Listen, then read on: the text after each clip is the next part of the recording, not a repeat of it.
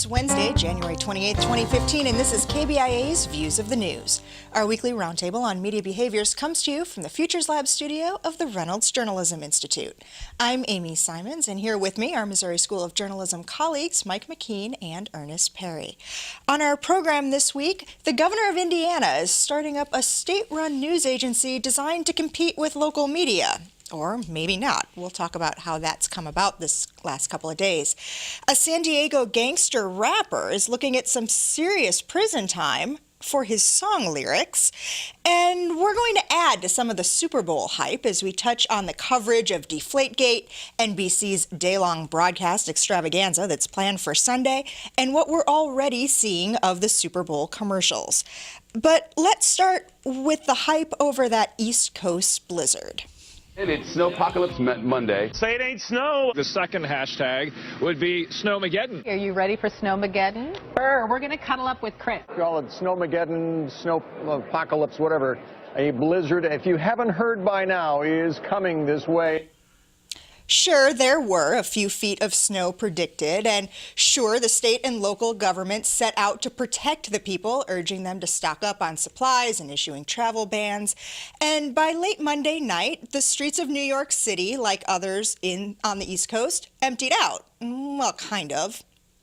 I'm Don Lemon in the Blizzardmobile, CNN's Blizzardmobile, and we're out showing you what's happening in Manhattan live as it happens. I want to show you this. This emergency alert just came over on the cell phone, and it says all non-emergency vehicles must be off all roads in NYC by 11 p.m. until further notice. Yes, irony of ironies, that's CNN's Don Lemon in CNN's branded Blizzardmobile, driving through the streets of New York, telling people not to drive in the streets of New York because it's not legal. When health and safety is at risk, you really can't blame the mayors or the governors who issued these travel bans and shut down public transit, but the hype. Well, Don Lemon, okay. I think we're going to have a weekly segment from now on. We could probably on start Lemon, right? the weekly segment of Don Lemon did what? It's almost his own parody of the parodies about him. It's just gotten to be that ridiculous. And CNN's coverage, like a lot of the cable coverage, they did err on the side of Armageddon, okay? Now, I have to tell you, I had a little bit more than passing interest in the story because my oldest daughter lives in Boston. Where some of the highest snow totals were. Right. But, you know, you wouldn't know that from watching them driving around the streets of New York, where all of the media, hub is. And so what I ended up doing actually was going to New England cable news on my laptop and beaming it to my television, watching it that way, because that's how I knew what was going on with my daughter, not watching this crazy cable coverage on the national networks. Yeah, it was sort of funny. I was flipping channels just to see what everyone was doing because I knew we were going to be talking about it, and I clicked on the CNN just as they were talking about the Blizzardmobile, and I'm sorry, I still laugh every time I hear the words Blizzardmobile. I watched it for about 5 minutes just to see how many times they were going to use Blizzardmobile, and they used it over and over and over again, and it's like, but all it is a vehicle that you're driving around in, showing pictures of empty streets. You're not really giving any kind of information. And I think that's the thing that sort of bothers me about this coverage is that it hypes it up to be some sort of an event, and it becomes a social event when in reality it's something that people are living through this, and it has a real big impact on their lives. It's not just an entertainment kind of thing. And I have to say, I agree with a point I think you were making in your introduction to this whole story, is that here are these government officials who have figured out, how to deal as best they can with these sort of weather emergencies. Everybody's saying they didn't want to see what happened in Atlanta happen. Right.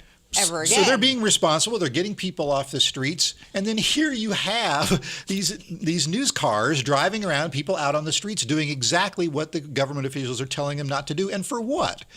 Well, we know what for. For a little bit of ratings, for a little bit of sizzle to try to distinguish themselves from everybody else. Well, and one of the things about the Blizzardmobile that was really interesting, CNN has said that of its weather coverage, 2 of the most highest rated hours were when Don Lemon was driving around in circles in the snow. But it even got to the point where during the later part of that broadcast, they ran out of things to talk about with the snow and started talking about Deflategate, started talking about non-weather related as they were driving around in the snow. But here you go. If you don't want to see this ridiculous stuff, don't watch this ridiculous stuff, and they won't put it on the air. But here's the other thing that bothers me. The day after, you had a lot of news agencies questioning government officials about why they shut down New York City, why they shut down all these areas when they didn't get the snow totals that were predicted. And here's why I begin to have a problem. We've always said, even those of us in the news media have said that predicting the weather is difficult. It's not a precise science. So for us to come back and start questioning as if you guys didn't get it right, you should have got it right, is not something that you can do after you've pretty much hyped it for the last 24 to 48 hours. And some of those city officials are looking to forecast. Yes, they're also looking at they have their own meteorologists looking at things, but they're heeding the advice as well from the news media. It's almost this vicious circle to come back and to criticize a mayor or a governor or an Office of Emergency Management for doing that. And even if they're not following the advice of the meteorologists on the cable channels, they do have to worry about how the public is going to react when the cable channels and social media are piling up all these expectations about what you need to do. They can't just ignore it, even when their experts are telling them maybe you should. And I do like the way that the government officials did handle it. They say, look, we're going to err on the side of caution whenever this occurs, because if we don't do that and the predictions do come true, then we aren't going to be prepared if we don't do these things ahead of time. And again, you find yourself in that same situation the city of Atlanta was last winter, where people were trapped on expressways or on different roads for hours or even close to a day at a time. And that's very dangerous. So one interesting thing that came up, especially with how this story became national. And I know one of the things that bugged me a little bit, in addition to other people here, like if you were to walk outside in Columbia right now, we're pushing, close to 60 degrees. The East Coast media bias really shone through. And I want to ask you about the idea of this becoming the national story that it did when it affected pretty much nobody west of the Hudson River.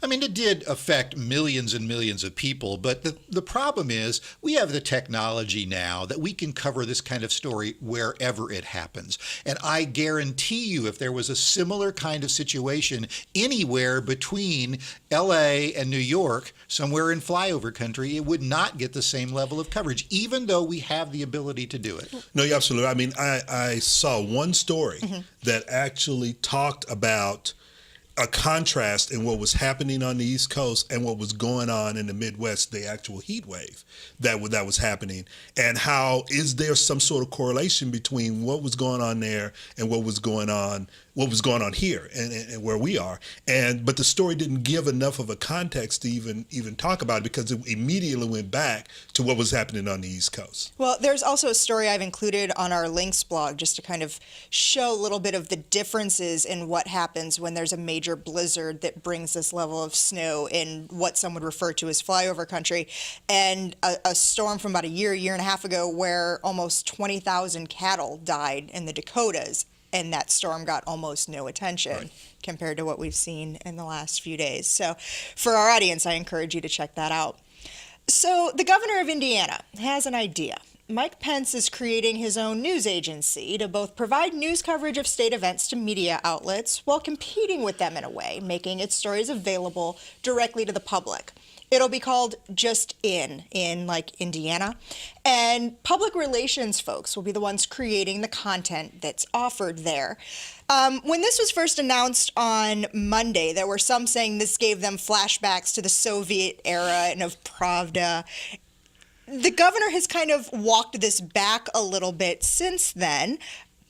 What's going on here? What's really at play? Was it a bad rollout, or is it that state-run media agency? I mean, I don't know. I mean, first of all, as we've talked about ad nauseum on this program, there are fewer mainstream media organizations that have people covering state government news. And so people are getting creative, including government professionals are getting creative in getting their message out to the public, and this is one of those things. Now, I have to say, it's not even the state government of Indiana, it's the executive branch of Indiana. Yeah. Mike Pence's administration is doing it, and guess what? He's being considered as a potential presidential candidate on the Republican side. That has nothing to do with it, I'm sure. But there is a need to get more state government information out to the public, and I don't oppose the Indiana state government doing it. I just oppose some of the ways in which they say that they're going to do it, like holding news and breaking it themselves before they give it to the rest of us out here in the public. Yeah, that's the problem that I have with it, is that they're trying to control how this information gets out and not dispensing it to an independent news organization. Yeah. And I have some problems with that. Also, what we aren't hearing very much about is how is this going to be paid for? Who's paying for this? I mean, they're saying that money from the governor's office is going to be used because they've been doing PR all along, so they're just repurposing that to move it into this operation. Well, what they're talking about doing in this operation is much more expensive and much more resource heavy than just sending out press releases and interacting with the established news media there. So I think there needs to be some accountability there. And as you pointed out, we don't know that they're going to actually roll out what showed up in those memos that the Indianapolis Star was publishing, because there's a piece, at least today, that Michael Calderon from the Huffington Post, their media critic, has written, where he's now quoting Pence as saying, oh, no, this is just going to be a bulked up kind of place clearinghouse for our news releases. It isn't really going to be a standalone news organization. So maybe he's getting the message. Maybe he's afraid, whether or not this is a good or bad idea, that if the mainstream media don't like it and he's considering running for president, he shouldn't be doing it. And it'll also be interesting to see how those who support him within the legislature feel about this, because if everything is coming out through the governor's office, what about the legislative branch? What about the judiciary branch in Indiana? I mean, are they going to all create their own sites as well? And then you could have three competing governmental news agencies. I want to ask you, though, how different, or is it even, about some of the things we've talked about the Obama administration, about Barack Obama announcing initiatives? We saw it even as recently as about 2 weeks ago with the free community college initiative for tuition there, taking it directly to the electorate, to their to constituents, and bypassing the media that way. Well, but I see the difference between that and what Pence is talking about doing is that he's disseminating this information to established news organizations, mainly smaller newspapers who don't have the resources to cover state government in the way that we've been talking about for a long time. He's talking about being that bridge there. The problem I have with that is this is sort of like canned news, so they can take it and run it however way they want to run it, but it's his voice and not a voice that's been disseminated through various channels. I do suspect, though, that Pence and his communications staff have learned something from whitehouse.gov, because the Obama administration really has been effective in some ways in using that as a channel to get around the rest of the media. And while those of us who work or are trying to get people to work in the mainstream media might have a problem with that, here's the real problem. We are not reaching a target audience with our publications, our broadcasts, our online content that these politicians want to reach and should be trying to reach. That's on us. I agree. Okay, well, speaking of President Obama going straight to the electorate, he sat down with a handful of YouTubers following last week's State of the Union address. You can watch the full 48-minute video on our website. There were some ups and downs. There were some hard-hitting questions about the economy, about that plan for free community college, and about race relations. But there were some missteps, too, like this little faux pas during the segment with Glozell Green. She's a blogger known for her bright green lipstick. So I have green lipsticks, one for your first wife. My first? I mean, Do you know something I don't? For the first lady, the first lady and the first children. And the first, I'm teasing. Who doesn't get a little nervous during a big interview, right? But even the pros sometimes have slips of the tongue like that. You know, I have to say, I mean, again, we can have this argument about whether or not the president should be talking more with the mainstream media, with the traditional press, and he should. He gives very few news conferences or open opportunities for reporters to question him. That doesn't mean he shouldn't be trying to reach a younger generation of viewers and potential voters with YouTube. I think this is fine. I watched the entire thing, and I have to say that, okay, there were no follow-up questions. There were a lot of stars in the eyes of these young YouTube channel professionals. But if you were one of those people, wouldn't you have stars in your eyes too? But they asked stuff that was relevant. They asked some pretty direct questions. He gave the same kind of answers. He gave the same kind of answers. But they asked some direct questions that you don't. What you don't see from the bloggers, or at least in this snippet on these YouTubes, is you don't see this sort of trying to one up the president kind of thing that I think a lot of the star journalists in our field are trying to do, and to make themselves the star and not so much the president. I mean, they gave him a platform. He took it. They asked some pretty poignant questions. He gave the usual standard answers that he's given for the last couple of months in terms of race relations, in terms of the community college, in terms of the economy, and those kinds of things, which you're going to get. And yet, with a few exceptions, there were a lot of pundits out there in the media who were making fun of them. Okay, Howard Kurtz was talking about demeaning the office of the presidency and stuff like that. And I thought it was really interesting, and I think there's a link on our blog to it. Hank Green, one of the three YouTubers, it's the first one in that little group that you're going to see. He blogged about it. He wrote about the experience, and I think he was right on when he said they're mocking us because they're terrified. And I think that's true. And I think part of it too is that the mainstream media, though the Washington elite media, are upset because he's giving others a voice, others outside of the mainstream a voice and an opportunity to engage with the president in ways that we haven't seen and of a president in a long time. In some ways, Bill Clinton did that for that generation. Rock the Vote, going on MTV, Boxers or Briefs. Exactly. And now you see Obama doing it for his generation, or the generation of his presidency. So I think, and the old guard is kind of taken aback by that because they aren't having that kind of access. Interestingly enough, and we're going to talk a little bit later about the plans NBC has for Super Bowl coverage, but Savannah Guthrie is getting that big, is it Savannah Guthrie? Yes, I believe I have to, right. okay. Yeah. Going to be having that big Super Bowl interview, sit down with the president. We're likely to hear the same questions and the same answers that were given to millennial YouTube vloggers. That's right. That's right. And there may be a few, well, I don't know, because they run the interview before the game, right? So I don't know how many million people will just tune out and go to the bathroom or whatever when that interview is going on. But I suspect that those YouTube channel folks, the three of them combined, have 11, 12 million people who are checking them out. Well, I think it was like 13, almost 13. And they have billions of views of their videos. So I wouldn't be surprised if as many people saw those YouTube interviews with the president as are going to see Savannah Guthrie interview him. Okay, well, here's an interesting one. A San Diego rapper is facing criminal street gang conspiracy charges in 9 shootings there, but not because of any direct involvement in the incidents. He's facing 25 to life for his lyrics. Prosecutors claim the rapper, Brandon Duncan, a.k.a. Tiny Do, profited from gang activity through his album sales in violation of California law. The law says anyone can be found guilty if they have general knowledge of a gang's activity and that they profited, assisted, or benefited from those activities. Here's Duncan responding to the charges on CNN. I get up and go to work every day. I mean, how am I benefiting from what somebody's doing? I'm not a big out. I haven't sold 1 million records or anything. And if you want to, I'm saying people can go out and listen to the album for themselves and see, does it make you want to go kill somebody or something like that?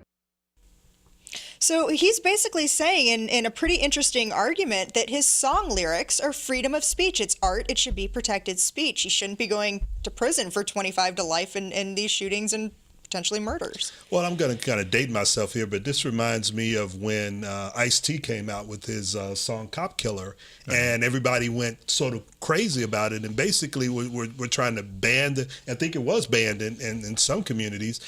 This to me seems like an overreach. It could be interpreted as a violation of his First Amendment rights to free speech, because according to what I've read, there's nothing in those lyrics that specifically points to a crime being committed. Well, and this is a frustrating story for me because I was trying to do a little bit of additional research on it, and there's not a whole lot that explains the government's contention that, no, we're not just targeting his lyrics. We have proof, quote unquote, that he is a member of a gang. Okay, well, and a gang that is had criminal activity, and therefore we can go after his profits no matter where he gets them from. But there's nothing that explains how they came to that conclusion yet in anything I've been able to read. Now, I know they're talking about having a preliminary hearing at some point, and they haven't had that, where the prosecution is going to have to present some of that evidence. But what you are reading is that of the evidence that they have presented to the judge, the cases are being dismissed, and this one is likely to be dismissed as well. No, we're going to keep an eye on this one because I think it's going to be an interesting one, both from a communications law perspective and just because it's interesting. So we're going to keep watching this one. The countdown to the Super Bowl on Sunday is on. Face it, it's been on for weeks. And like every other year, there's been a storyline that's carried on through that dead week between the division championship games and the Super Bowl.